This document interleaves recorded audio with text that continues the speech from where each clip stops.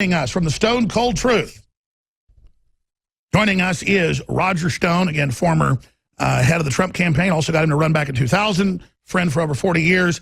Here to cover the waterfront with big breaking news on what's really happening inside the White House. Thank you so much for joining us.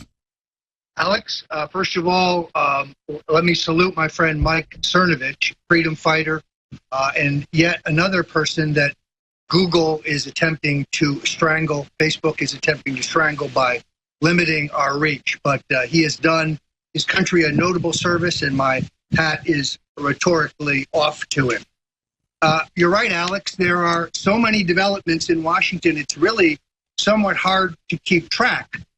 Let's start with the fact that legitimate, totally credible sources tell me that my name is among those that Susan Rice unmasked, that my name is among those where she was searching for the intelligence.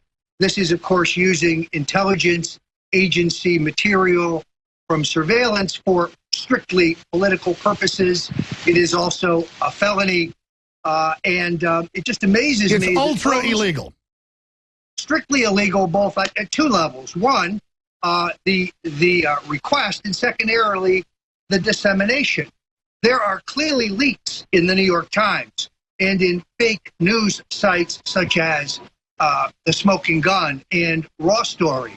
These people are guilty of a felony because they are recipients of information, raw information. That and by the way, I noticed even PolitiFact and other groups that are normally pretty liberal, they put out articles last week going, okay, Roger Stone never said that he was talking to these people beforehand. He talked to them after publicly. He wrote articles for Breitbart. Everything Roger Stone said has come out, and Congressman Schiff is lying. I couldn't believe that. Well, KABC, perhaps the most powerful drive time station in L.A., invited both Congressman Schiff and I yesterday for a face-off. I don't need to tell you he was a no-show. Of course, he could have called in by phone, as I did. I'm still waiting to hear from both the House and the Senate committee, but let me just reiterate.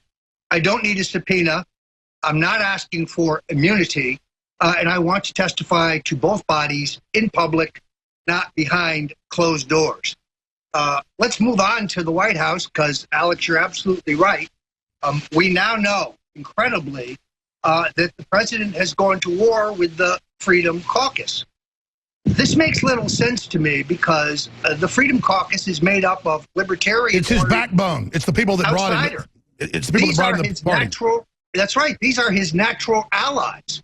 And while it is true you can never completely please them, it's the way some of us libertarians are, you could at least be giving them enough from a policy point of view that they would be your backbone, and then you only have to convince the establishment Republicans to join you.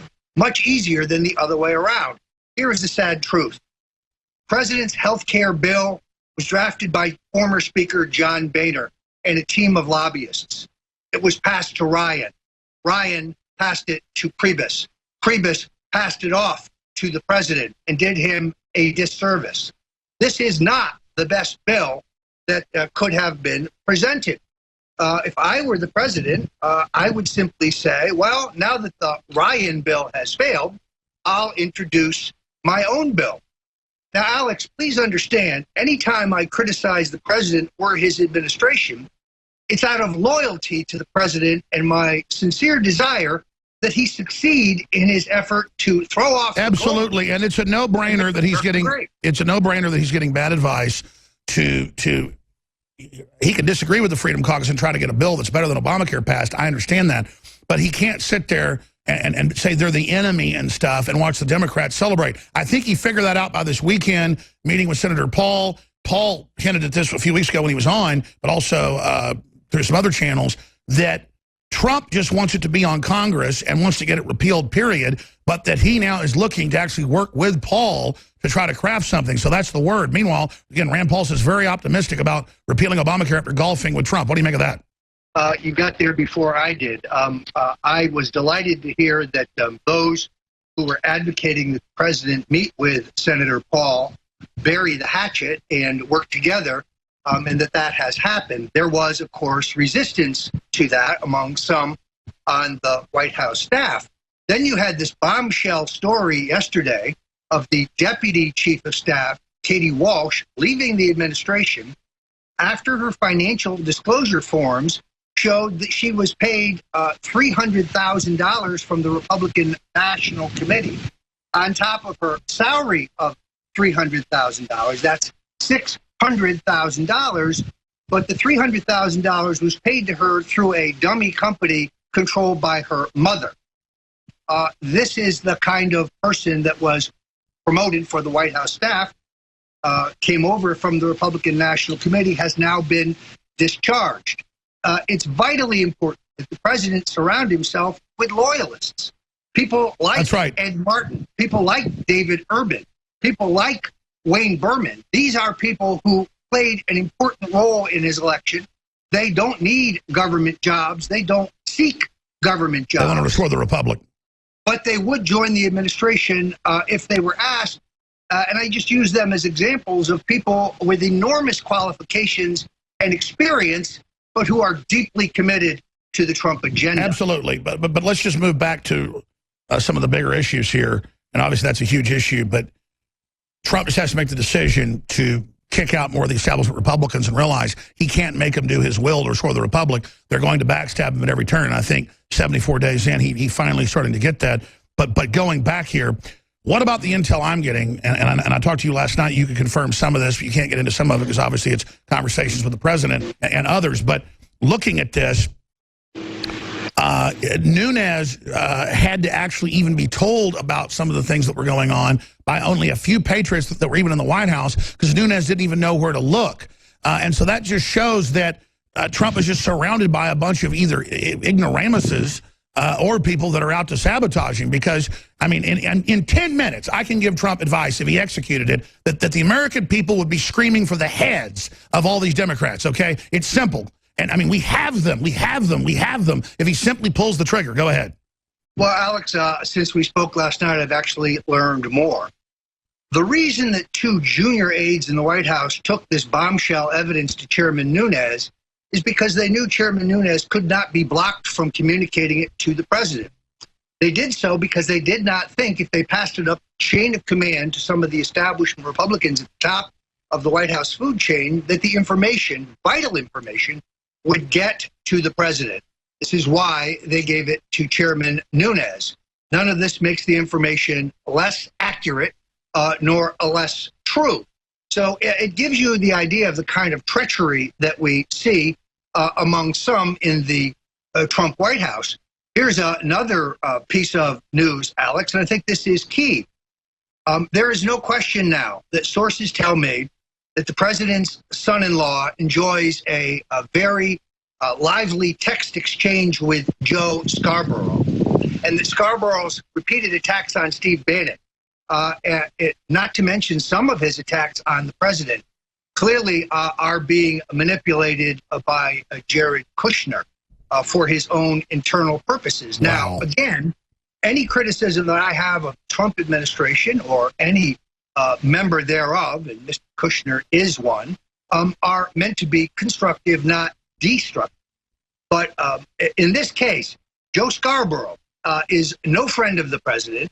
He revels in passing fake news.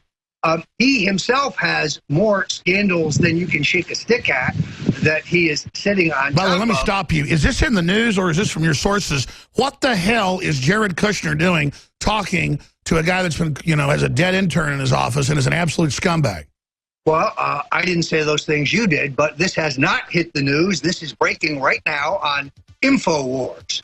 And that is the back channel between the president's son-in-law and Joe Scarborough. Hold on, let's talk about this more when we come back, because I don't want to run Jared down. He looks like a smart guy, good-looking guy. Clearly they're grooming him to be president. Great.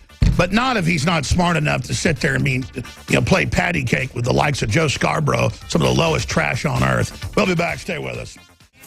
Well, he's got this little segment, one more segment with us. Roger Stone has breaking bombshell news, exclusive on Jared Kushner there in the White House, the son-in-law of President Trump, who is at the center basically of everything now. And his communications with Joe Scarborough, a Democratic Party operative, conservative turncoat, basically, in my view. But here is those bombshell developments. Roger tells me it's just sensational. Please continue.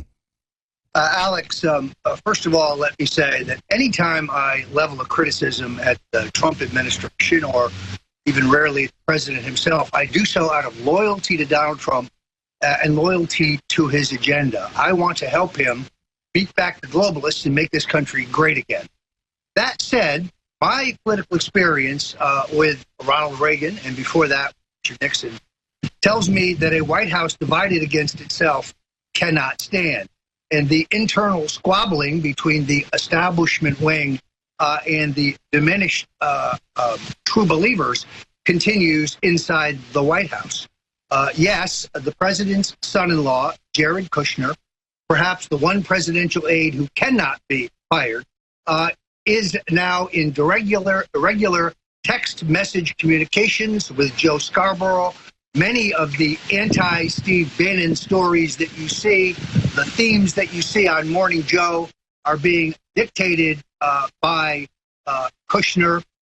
And while Mr. Kushner's plate is very full with Middle Eastern peace and the China visit and so on, in this case, I think he is disserving the president. Scarborough himself is a badly flawed carrier for this message. He is bitter with jealousy since he wanted to run for president. He nurses ideas of coming back to Florida and running for governor. I'd have to jump into the Republican primary to stop him if he really tried that, although there are certainly much, much better candidates than Joe Scarborough or Roger Stone. So there you have it, and more of this story as it develops. This is just incredible. So Joe Scarborough, and I know your sources are impeccable. You've never given me a story that didn't turn out to be true, Roger, is the main leaker against Bannon. I know you can't get into sources, but you were telling me off air this is very extensive. You want to talk about it over the phone, that this is really confirmed, and that it's really, really bad. Were you speaking during the break, because we didn't have time to get to it, on what Kushner's doing or what Scarborough's doing? Well, Kushner is clearly feeding the lines and the intel to Scarborough, and then Scarborough is visiting those on Kushner's internal rivals, or those who are arguing against the globalist agenda. If you go back to some of our earlier discussions here at InfoWars, I've said repeatedly that my greatest concern was not liberal Democrats, but establishment Republicans who would undo the Trump revolution. Stay right there. We got to go to break. We'll do 5 more minutes. But Roger Stone, let me ask you this. Do we think it's Kushner, because we thought it was Priebus from our sources, that's going around telling the press that the president was like a lost child? I think that is people below Priebus, but people that Priebus has selected, because that is not in either Kushner's or Priebus's interest, and these are not stupid people. And the question is, what the hell, if Kushner's not dumb, is he doing sitting there pen-palling with that piece of garbage, Scarborough? We'll be back in 70 seconds with Roger Stone, StoneColdTruth.com. Get his book today. Total mutiny against the president. On another note, we were just talking about how he's getting audited and harassed by the IRS. You know, we constantly do. And then Trump can't even fire the guy at the IRS that got caught doing all this horrible stuff because the whole bureaucracy is just ignoring Trump. It's a total mutiny. So what does he do? Well, first, he gets a clean team. I don't know what his daughter's going to do to him as he throws Jared out. I know that he likes Jared. They're friends. I think Jared's really taken advantage of that. Sometimes family does that when they're involved in an operation. That's just the way it goes. But Roger, you were saying there's a lot. What is specifically going on here? Well, I don't question Jared Kushner's loyalty to the president, but I do question his vision. Alex, he's a liberal Democrat from a very prominent family of liberal Democrats in New Jersey. I don't think he understands the Trump coalition. I don't think. Well, does he understand family? And if he wants to be in that administration, he'll do what the president wants? That he's not the president? Does he understand that?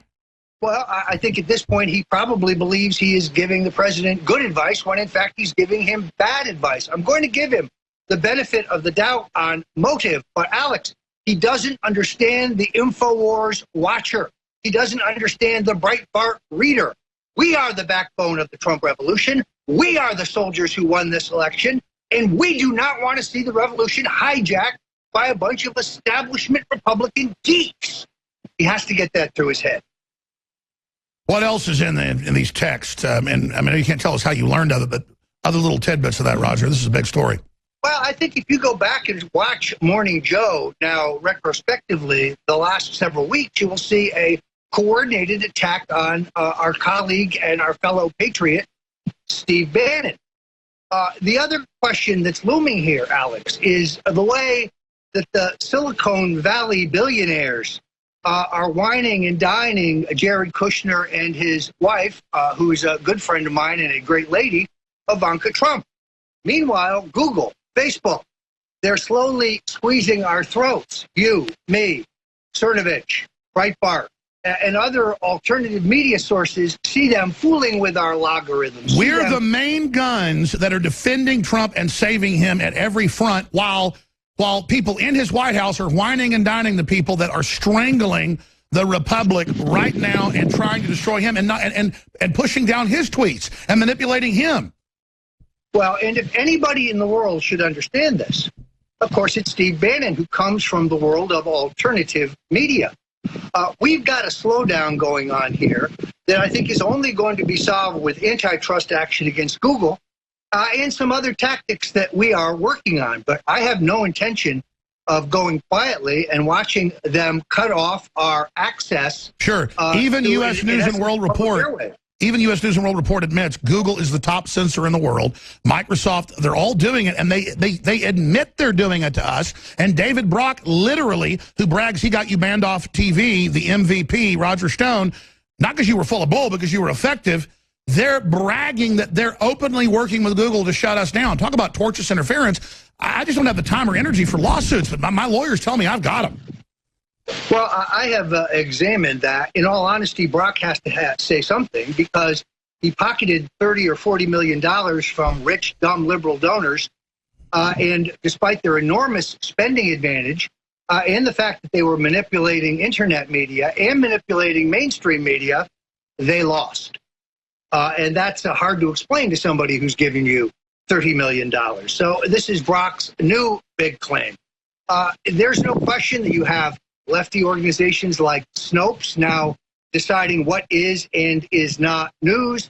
This is a slippery slope. And then they bury us. Yeah, they're judge, jury, and executioner. Judge Dredd, the lady with her cat.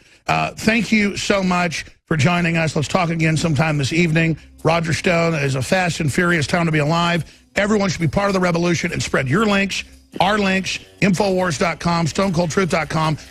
We're winning, but the enemy is attacking. This is when the battle's got to be pressed, the attack has got to be pushed to its maximum ramming speed. Spread those links for the 4 winds continually, and we will defeat the globalists. And spread the word about our local affiliates. Thank you, Roger Stone. Big guest coming up.